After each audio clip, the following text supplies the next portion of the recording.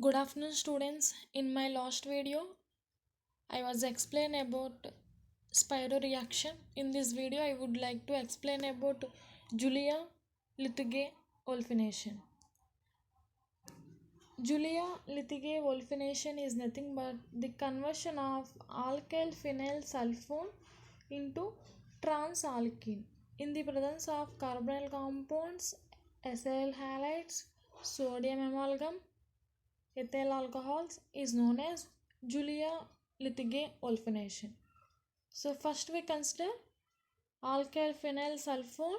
This alkyl phenyl sulfone. Alkyl phenyl sulfone. This is an alkyl group attached to sulfone. This is a phenyl group attached to sulfone. This alkyl phenyl sulfone and react with base. ROM is nothing but base and carbonyl compound either aldehydes or ketones and acyl halides RCOX, sodium amalgam and alcohols. Then we get transalkene. This is general equation of Julia-Lithige wolfenation. This is mechanism. First we consider alkyl phenyl sulfone. When we consider base like this NaOET, generally we consider ROM. Here ROM means R means alkyl group. In this ethyl group is represented as R, O and M is nothing but metal. Sodium, magnesium, calcium like that. So NaOET, sodium methoxide. What is the nature of sodium methoxide? It majorly acts as a base. What is the nature of the base? It abstracts hydrogen from the reactant. So first we consider alkyl phenyl sulfone. This alkyl phenyl sulfone and react with base. This base abstract hydrogen from alkyl phenyl sulfone, then form the product like this. So this and further react with second reagent carbonyl compound R dash C double bond O H. Then the bond between this carbon and oxygen is polarized. Carbon gets partially positive charge and oxygen gets partially negative charge. Then the negative carbanion is attacked on this electron deficient carbonyl carbon. Then a new bond is formed between this carbon and this carbon, this carbonyl carbon like this. Finally, we add third reagent acyl halide. Acyl halide, in acyl halide R C double bond OX. The bond between carbon and halide breaks. Then carbon gets partially positive charge and halide gets partially negative charge. So this negative charge present on oxygen is attacked. The electron deficient carbon in acyl halide. Then a new bond is formed between this oxygen and carbon of acyl halide. This oxygen and carbon of acyl halide. So this product is obtained. Then this again and react with base. Then this base abstract hydrogen from this carbon. Then a negative charge is formed at this carbon atom. Finally, the bond between this carbon atom and this oxygen is break to eliminate R double dash C double bond O minus. So this type of alkene is formed. Like this carbon gets partially positive charge and oxygen gets partially negative charge. So the bond between this oxygen and carbon breaks to form a new double bond between this carbon and this carbon. There is a new double bond is formed between these two carbon atoms. Then we use fourth reagent, sodium amalgam. Sodium amalgam is a rich source of single electron donor. So sodium is a metal. It easily undergo oxidation and it converts into Na plus. This means it donates a single electron. It donates single electron, one electron. So the bond between sulfur and oxygen undergo homolysis. There is a one radical in sulfur and oxygen gets one radical. Then one electron from sodium is transferred to this oxygen. So there is two electrons is present on oxygen. That's why I'm represent O minus. That's why I'm represent O minus. Next, the bond between this sulfur and this carbon gets break. Undergo homolysis. Then this sulfur contains already one electron. Then on homolysis, this sulfur again gets another electron and this carbon again gets another electron. So the bond between this sulfur and carbon gets breaked and we get PHSO2Na as a byproduct. And this carbon already contains a electron, one electron. Then we again consider sodium amalgam is a single electron donor. Then it donates one electron to this carbon. So this carbon gets negative charge, C minus. So finally we use alcohol. Alcohol is a proton donor. It donates protons to substrates. So it donates H plus to this carbanion. Then we get trans-alkene. This is the general mechanism of the Julia-Lithige olefinition. So first we consider alkyl phenyl sulfone. ఈ alkyl phenyl sulfone వచ్చేసరికి బేస్తో react అయితే this base abstract hydrogen and negative charge, ఇక్కడ negative charge form అయింది కదమ్మా. ఈ negative charge form అయ్యాక మనం next తీసుకునే రియేజెంట్ ఏంటి? Carbonyl compound aldehyde. దాన్ని ఎలా రాసుకోవచ్చు? R-C�double bond OH. సో ఈ C�double bond O ని పాలరైజ్ చేస్తే కార్బన్ దగ్గర పాజిటివ్ ఛార్జ్, ఆక్సిజన్ దగ్గర నెగిటివ్ ఛార్జ్ వస్తుంది. మనకి ముందు ఆల్కైల్ ఫినైల్ సల్ఫోనేట్లో ఫామ్ అయిన కార్బానియన్ ఏదైతే ఉందో ఆ కార్బానియన్ వచ్చి ఇక్కడ ఫామ్ అయిన పాజిటివ్ ఛార్జ్డ్ కార్బనల్ కాంపౌండ్తో కార్బన్తో రియాక్ట్ అయితే మనకి న్యూ డబుల్ బాండ్ అనేది ఈ కార్బన్కి ఫామ్ అవుతుంది. సో ఆ న్యూ డబుల్ బాండ్ ఫార్మేషన్ జరిగాక next third reagent acyl halide అనేది యూస్ చేస్తే కనుక ఎసైల్ హ్యాలైడ్లో హ్యాలైడ్ ఎలిమినేట్ అయిపోతే కనుక ఇందులో C�double bond O ఉంటుంది కదా, సి దగ్గర పాజిటివ్ ఛార్జ్ వస్తుంది. సో ఆక్సిజన్ దగ్గర ఆల్రెడీ నెగిటివ్ ఛార్జ్ ఉంది. సో ఆక్సిజన్ వచ్చి ఈ కార్బన్తో బాండ్ ఫామ్ చేసుకుంటుంది. ఇక్కడ అందుకే ఆక్సిజన్కి కార్బన్కి బాండ్ ఫార్మేషన్ జరిగింది కొత్తగా. Next we use again base. మళ్ళీ మనం బేస్ ఏదైతే యూస్ చేస్తున్నామో సోడియం మెథాక్సైడ్ మళ్ళీ యూస్ చేస్తే కనుక another hydrogen is eliminated. What is the nature of the base? It abstract hydrogen. So ఈ హైడ్రోజన్ ఎలిమినేట్ అవుతుంది. మనం బేస్ వేసినప్పుడు హైడ్రోజన్ ఎలిమినేట్ అయ్యాక ఇక్కడ కార్బన్ దగ్గర నెగిటివ్ ఛార్జ్ వస్తుంది కదా. సో ఈ నెగిటివ్ ఛార్జ్ని స్టెబిలైజ్ చేయడం కోసం ఈ కార్బన్ దగ్గర ఈ ఆక్సిజన్ దగ్గర ఉండే బాండ్ బ్రేక్ అయ్యి కార్బన్ దగ్గర పాజిటివ్ ఛార్జ్ వస్తుంది, ఆక్సిజన్ దగ్గర నెగిటివ్ ఛార్జ్ వస్తుంది. అందుకని మనకి కొత్త డబల్ బాండ్ అనేది ఫామ్ అవుతుంది.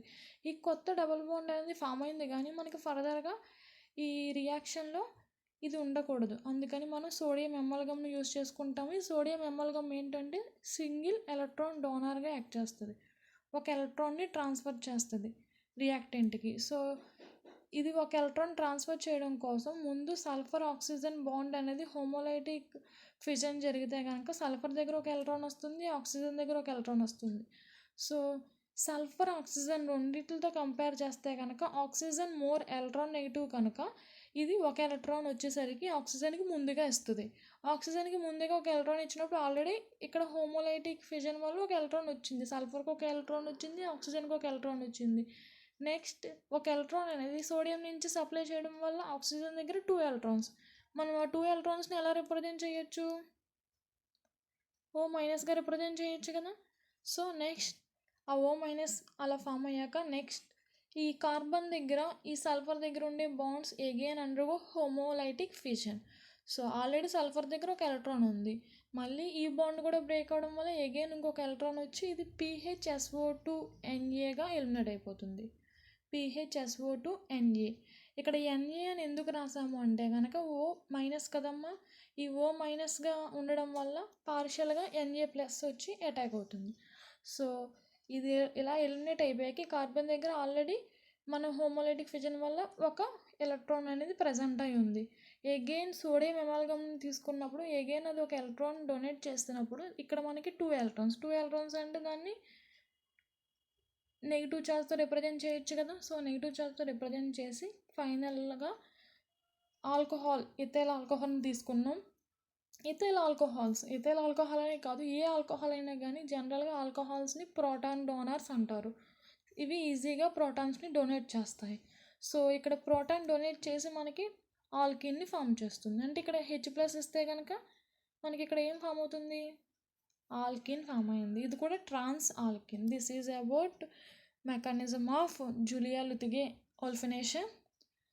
Now I have explained some of the applications of Julia-Lütege wolfenation first. So మీరు ఫైనల్గా అబ్జర్వ్ చేస్తే లాస్ట్ మెకానిజంలో ఏం జరిగింది? ఇక్కడ అబ్జర్వ్ చేస్తే ఏం జరిగింది? మనం తీసుకున్న ఆల్కైల్ ఫినైల్ ఏదైతే ఉందో దానికి నెక్స్ట్ బాండ్ ఫార్మేషన్ ఇంకా దేనికి జరిగింది? మనం తీసుకున్న కార్బొనైల్ కాంపౌండ్ ఉంది కదమ్మా, ఆల్డిహైడ్ అవ్వచ్చు, కీటోన్ అవ్వచ్చు. సో దానికి దీనికే కదా బాండ్ ఫార్మేషన్ జరిగింది. ఇక్కడ చూడండి, దానికి దీనికే కదా బాండ్ ఫార్మేషన్ జరిగింది. ఇదే కార్బను ఆల్కైల్ ఫినైల్ సల్ఫోన్లో ఉండే కార్బను, ఇదే కార్బను మనం తీసుకున్న ఆల్డిహైడ్లో ఉండే కార్బను. సో రెండింటికి ముందు సింగిల్ బాండ్ ఫార్మేషన్ జరిగింది, ఆ తర్వాత డబుల్ బాండ్ ఫార్మేషన్ జరిగింది ఫైనల్గా. సో మీరు అబ్జర్వ్ చేయాల్సింది ఏంటి? మనం రియాక్టెంట్లో అబ్జర్వ్ చేయాల్సింది సల్ఫర్ ఆల్కైల్ ఫినైల్ సల్ఫోన్ ఉంది కదమ్మా. ఈ ఆల్కైల్ ఫినైల్ సల్ఫోన్లో మనకి మేజర్ కాంపౌండ్స్ ఏం కావాలి? ఇప్పుడు ఆల్కైల్ ఫినైల్ గ్రూప్స్ ఉండాలి, రిమైనింగ్ గ్రూప్స్ ఏ ఉన్నా మనకు అనవసరం. సో ఇక్కడ చూస్తే కనుక ఇదే కదా కార్బొనైల్ కాంపౌండ్, కీటోన్. చూడండి ఇక్కడ కీటోన్ ఫంక్షనల్ గ్రూప్ ఉంది కదా, ఇదే కదా కార్బొనైల్ కాంపౌండ్. ఇక్కడ మనకి మేజర్గా రియాక్ట్ అయ్యేవేంటి? Carbonyl compound. అలానే మనం తీసుకున్న ఆల్కైల్ ఫినైల్ సల్ఫోన్. సో సల్ఫోనే కదమ్మా ఇది ఆల్కైల్ గ్రూప్. ఇది రింగ్ ఉంది, ఆల్కైల్ ఫినైల్ సల్ఫోన్. ఈ ఆల్కైల్ ఫినైల్ సల్ఫోన్ తీసుకున్నప్పుడు దేనికి డబుల్ బాండ్ ఫార్మేషన్ జరుగుతుంది మేజర్గా? ఈ కార్బన్కి ఈ C డబుల్ బాండ్ O ఉంది కదా, ఆ కార్బన్కి నెక్స్ట్ మనం ఇక్కడ చూస్తే కనుక CH3 కింద రాసుకోవచ్చు కదా దాన్ని, CH3 ఆ కార్బన్కి. ఇదిగోండి CH3 అంటే ఫస్ట్ మనం బేస్ వేసినప్పుడు ఒక హైడ్రోజన్ ఎలిమినేట్ అయిపోతుంది కదా, CH2గా మిగులుతుంది అది CH2. అలానే ఇక్కడ ఈ కార్బన్ రిమైనింగ్ రింగ్ అంతా అలానే ఉంటుంది. ఆ రెండింటికి మధ్య డబుల్ బాండ్ ఫార్మేషన్ జరిగింది. ఇక్కడ NaH MDS అనేవి మనకి బేసెస్గా వాడతాం. బేస్ ఎందుకంటే మనకి స్టార్టింగ్లో బేస్ అనేది యూస్ చేస్తాం కదా దీని నుంచి H+ని అబ్స్ట్రాక్ట్ చేయడం కోసం. సో NaH MDS అనేది base. THF is nothing but solvent at 78 degrees దగ్గర యూస్ చేస్తాం మనం దాన్ని ఎక్కువగా. This is first application. Next, this is also alkyl phenyl sulphone. ఇక్కడ మీకు ఆల్కైల్ ఫినైల్ సల్ఫోన్ అంటే రింగ్ ఏమీ అబ్జర్వ్ చేయొద్దు, ఓన్లీ మీరు అబ్జర్వ్ చేయాల్సింది ఏంటి? ఆల్కైల్ గ్రూప్స్ ఏమున్నాయి, ఫినైల్ గ్రూప్స్ ఏమున్నాయి. మోస్ట్లీ ఆల్కైల్ గ్రూప్సే రియాక్ట్ అవుతాయి. సో ఇది కూడా తీసుకుంటే కనుక ఇది ఆల్కైల్ ఫినైల్ సల్ఫోన్. నెక్స్ట్ ఇది చూస్తే కనుక carbonyl compound majorly is aldehyde. It react with base to form this product. ఇక్కడ చూస్తే ఈ కార్బన్ అంతే కదా, ఎన్ని కార్బన్స్ ఉన్నాయి? ఇక్కడ 2 కార్బన్స్ ఉన్నాయి. నెక్స్ట్ మనం తీసుకున్న ఆల్కైల్ ఫినైల్ సల్ఫోన్లో సల్ఫర్కి ఎడ్జసెంట్గా ఎన్ని కార్బన్స్ ఉన్నాయి? ఈ కార్బన్ దగ్గరే కదా న్యూ డబుల్ బాండ్ అనేది ఫామ్ అవుతుంది. ఈ కార్బన్కి మధ్య డబుల్ బాండ్ అనేది ఫామ్ అవుతుంది. మేజర్గా మనకి ఎన్ని కార్బన్స్ ఉన్నాయి? ఇక్కడ 2 కార్బన్స్ ఉన్నాయి, ఇక్కడ 2 కార్బన్స్ ఉన్నాయి, అందుకే 4 కార్బన్స్ ఉన్న ఆల్కిన్ అనేది ఫామ్ అయింది. ఈ కార్బన్కి ఒక మెథైల్ గ్రూప్ ఉంది, ఈ కార్బన్కి ఒక మెథైల్ గ్రూప్ ఉంది, ఈ కార్బన్కి అనేది న్యూగా ఒక డబుల్ బాండ్ అనేది ఫామ్ అయింది. So this is second application. Next third application. So this is alkyl phenyl sulphone.